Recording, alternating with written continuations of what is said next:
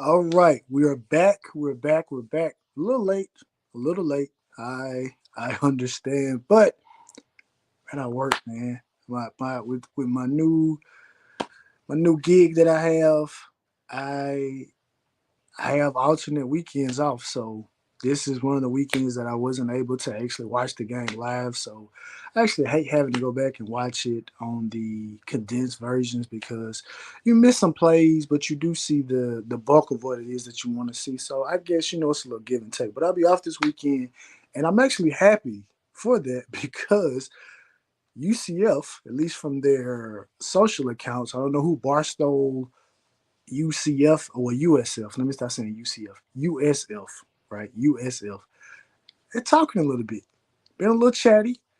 And I don't know if it's this new social media era, depending on how you want to pronounce it, that individuals or accounts, should I say, they feel that they want to bring some type of additional cachet to the game. I honestly don't know. I don't know if them feeling like they played Bama close the first year. I can't say this particular year. The game, the score indicated that they played Bama close last week, but they went off and and won the game. You know what I mean?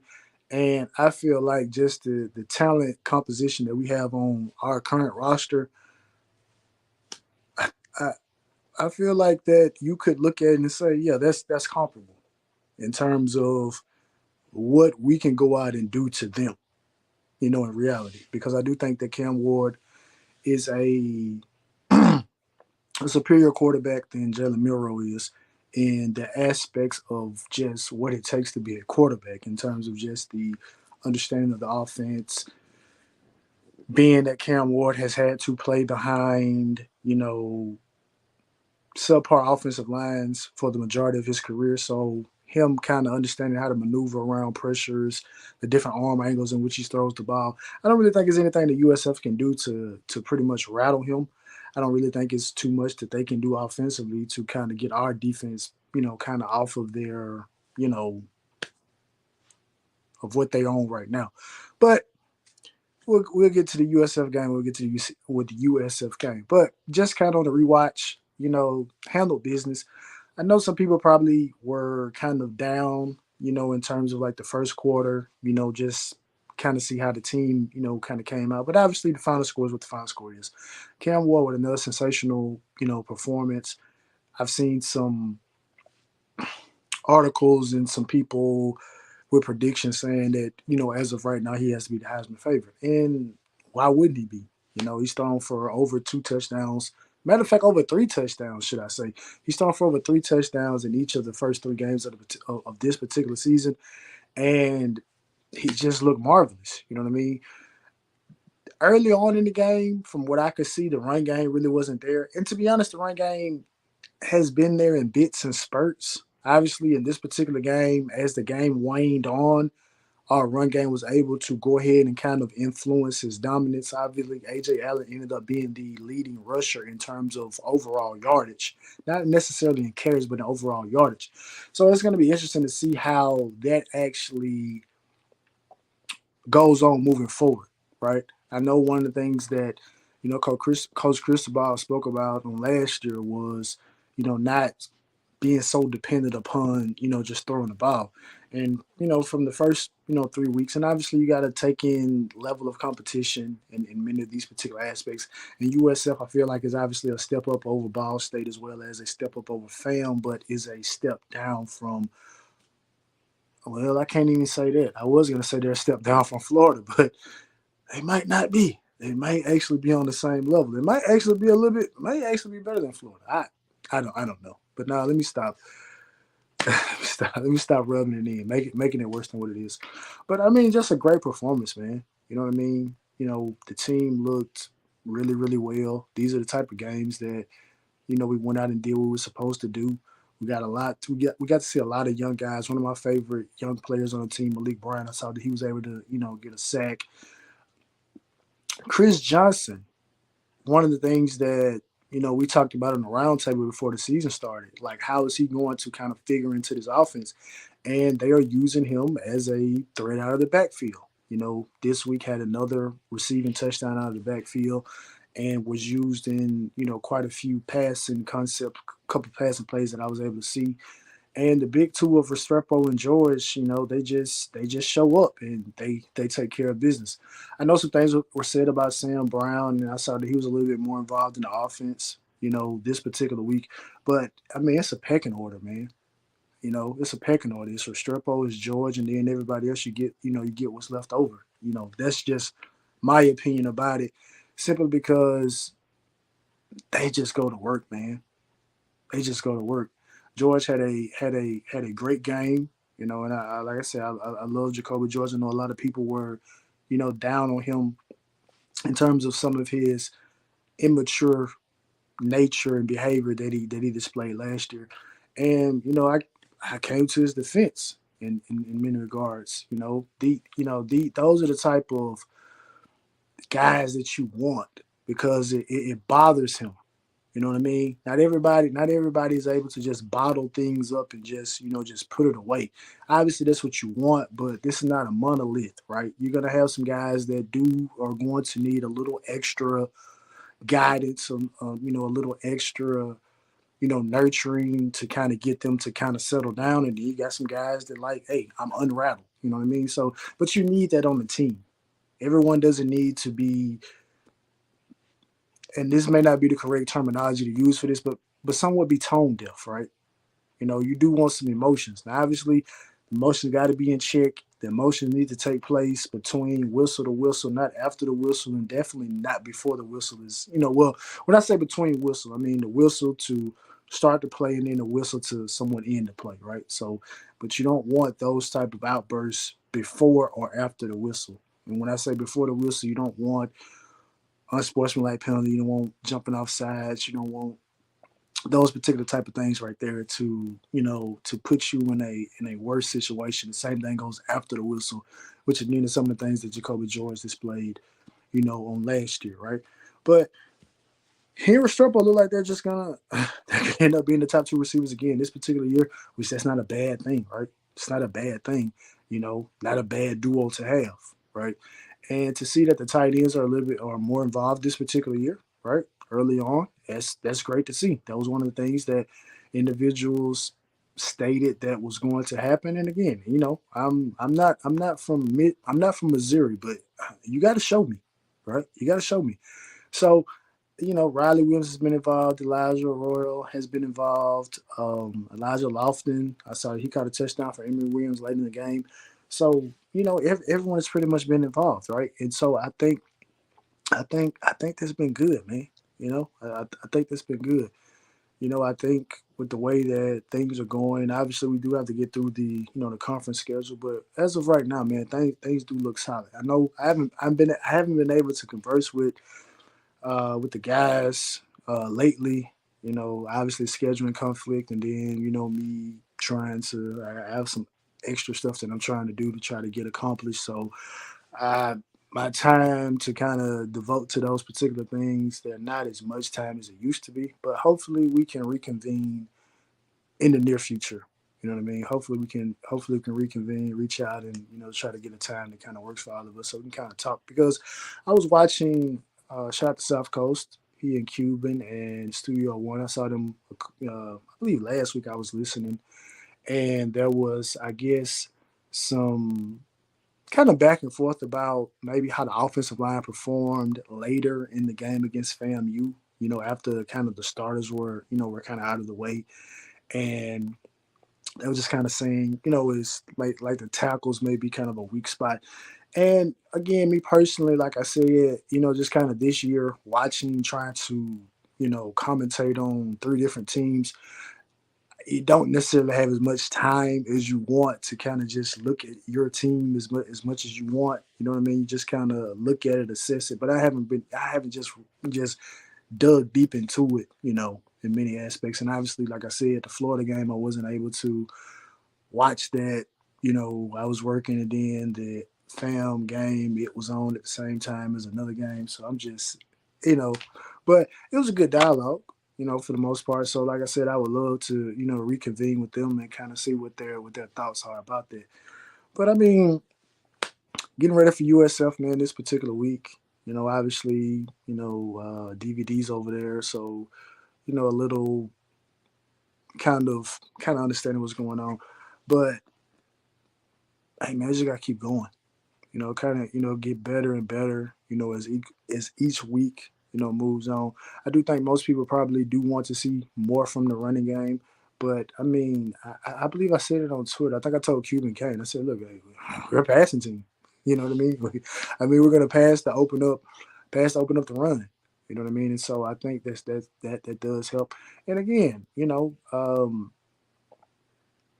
how far can Cam Ward go in terms of just continuing to have this same consistent, play throughout the duration of the season, as more teams, and this occurs on both sides, as more teams get more film on him, and as we get more film on other teams, it's going to start making these upcoming matchups just that much more interesting.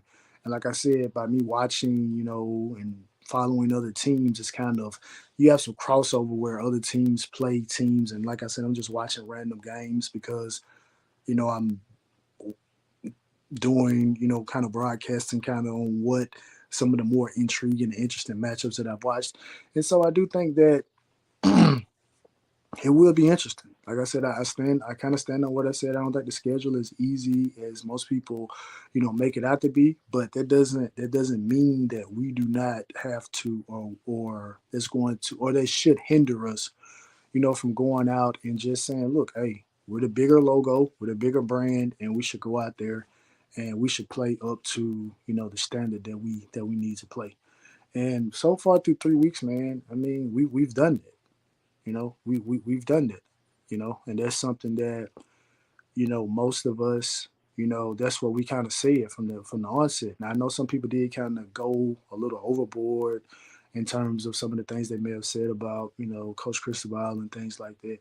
But me personally, it's just always been, look, hey, just win. You know what I mean? I'm not gonna call for your job. I'm not gonna do all of this, but just win.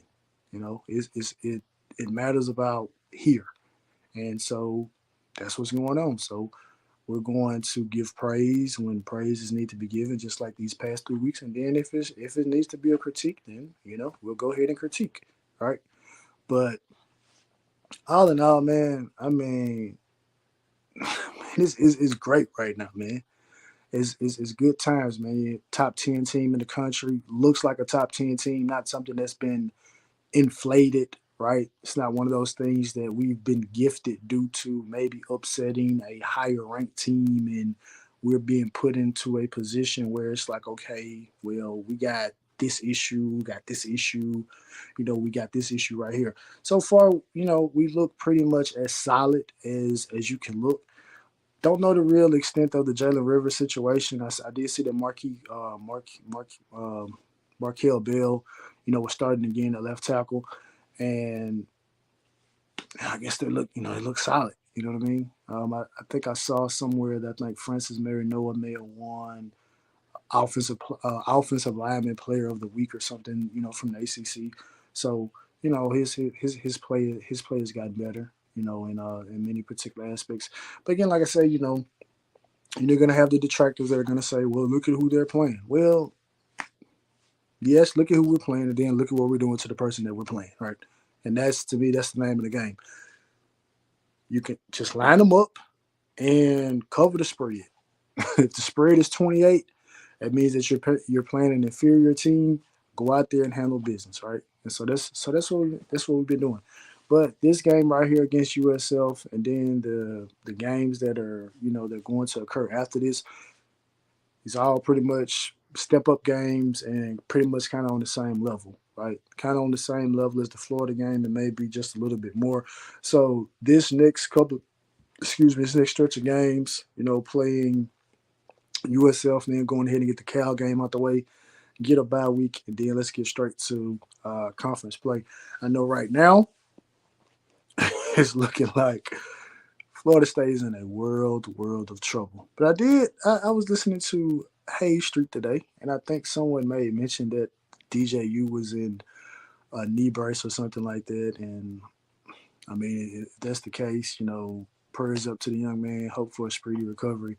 But they just, and this is not the Florida State section of it, but they just look bad. They really do. They look very, very bad. And and kudos to someone, right? It could be something, it could be nothing, but it was an interesting observation. I was listening to Coach Hayes' show, the pregame show the other day, and one of his guests made mention that, Alex Atkins not being on the sideline is kind of rearing his head. And again, I'm a football fan at the end of the day. If I like to see brothers, put in positions to excel, and if Alex Atkins is that big of a loss, and because obviously he got in trouble for the recruiting situation, right? So I completely forgot about that. But if it proves that Alex Atkins shows back up and they whip back into shape, then that just goes to show that he is a very, very valuable asset in that whole Florida State situation. So it'd be interesting to see how they look. And me personally, I don't like the rivalry games that look like how we did when we beat them during the COVID year, and then they turn around and beat us like they did in 22. I don't like those type of games. I like the type of game that we had last year. You know what I mean? And I like some of those games, except for the first one. The first one, I like that 2016 game that we had with them when Jimbo was still there. Those are the type of games I like, right? Because that's what we should grow. That's what we should expect from a rivalry game that has such a rich history. But they're way down the road. We got USF on tap. Let's just go out and take care of business, right? They're adding a little. I mean, like I said, I don't know where this vitriol. I don't know where this feeling like that they have arrived somewhere. It's almost coming off like UCF when they claimed a national championship. Like for that season where they went undefeated. It's like where where is this coming from? Like where is you like where is this coming from USF? And again, they saying what they got to say. So I guess it is what it is. Maybe they're trying to sell tickets. I don't know, right? But with that being said, oh yes, one other thing I want to say. I'm gonna get this out the way. I was shout out to my dog QB on Twitter, and I can't remember the initial person that posted it, right? And I was, you know what? I hate it, but I love it. I hate it because context is lacking, but I love it because context is lacking because it allows for me to fill in the blanks. And what I'm talking about is how OJ Frederick, who has been playing great, was one of the lower rated guys that was picked up in the recruiting class and has been showing to be a very good evaluation piece, right? And so the comment was, and they always go back 20 years, right? They always got to add extra sauce to it. The comment was, for the longest time, for the past 20 years, we've allowed for guys of the likes of OJ Frederick to go to places like Louisville, to West Virginia, to some of these other, lower tier schools, and then they blossom. They blow up, and we are stuck getting the overrated high 4-star guys.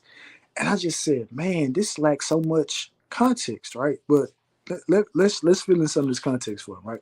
For one, and it wasn't, and I didn't think about this until I was talking to Hayes the other day. And one of the things was that, well, some of those guys, they had no choice but to go to Louisville and West Virginia. It had nothing to do with the interest from the program. It was simply because they didn't have the grades to get to University of Miami. Not saying OJ Frederick would have been one of the ones that would have been subject to that. But those are just facts, right? And I think some people, when they say these things, they overlook that because does have a higher academic standard than many in certain aspects over, some of the other schools out there. So that's at play, right? And to just overlook the aspect of like we were able to get like a Cedric Redwine, a Trent Harris, um, who else? A Rayshon Jenkins, who was one of my just favorite Hurricanes of recent memory. Like, he and Deion Bush showed up in the same class. Jaquan Johnson wasn't a highly rated, guy that came in. Obviously, he did get some 4-star class, some 4-star acknowledgement, but he was kind of on that lower tier situation. And I mean, and there's others as well. You know what I mean? There's a excuse me. There's others as well. So in conclusion of this video, it's like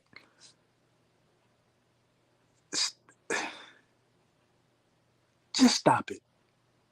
Just stop it. We're happy that he's a Hurricane. We're happy that he shows that the evaluation is paying off. That's great. But don't there's no need to throw young men under the bus who for whatever reason did not reach their potential. Whether it was due to it was a mismatch for them come to for it was a mismatch for them to come to Miami because we were playing a system that did not highlight what they were good at, i.e. Tyreek McCord, right? Or is a situation where they just caught up in a coaching change where they have to stay here, right? Like Anthony Chickalo, because the transfer rule was not what it is now, right? Back then, you had to either go down to JUCO level, play a year, then come back up, or then transfer and go sit out, for a year. So again, that's why I say I hate that they don't add context to this, but then I love it because they don't add context because it allows for me to fill in this particular puzzle, right? Because again, like I said, I'm closing it out. Some of those guys academically they weren't going to qualify to go to the University of Miami. Just I mean, plain and simple, right? And people simply overlook that. Another thing is again, just because a player doesn't pan out that doesn't mean we should just overlook the reason that we were lauded or we were happy that they you know chose to come to University of Miami, right? And then another thing to me is just simply, I mean,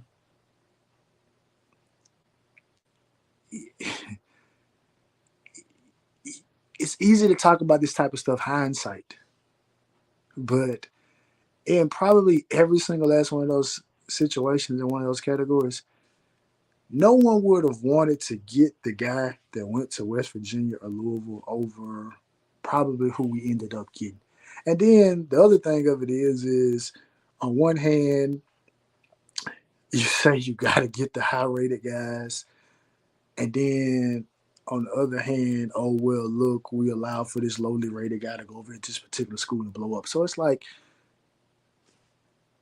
but I guess it had. I guess it has to be some type of. It has to be some type of division, right? It always has to be, right? We can all be happy about this, but then people can pick and choose irrelevant stuff and just fail to, insert the correct context. And then, like I said, go back to the conversation with I was talking about with Hayes. There are certain schools now they've done away with SAT and ACT entrance exams and things like that. So they're making it easier for people to go to college now, just in general, right? So again, like I say, Coach Cristobal is here at the exact right time for a lot of things that are in our favor, right? So to speak, in our favor. But with that being said, man, like I said, man, great game by the Hurricanes. Took care of business. Let's go out here, take care of business against USF, start the season off 4-0. And the sooner October gets here, the sooner these playoff rankings can come out, and the sooner we can kind of see how that group of people view what it is that we're doing. But again, we understand the style points is a part of this bigger picture. So the more we can go out here and just don't take the foot off the gas, if you can continue to do it, go out there and do it. With that being said, man, like, share, subscribe, comment. And as always, it's all about the you.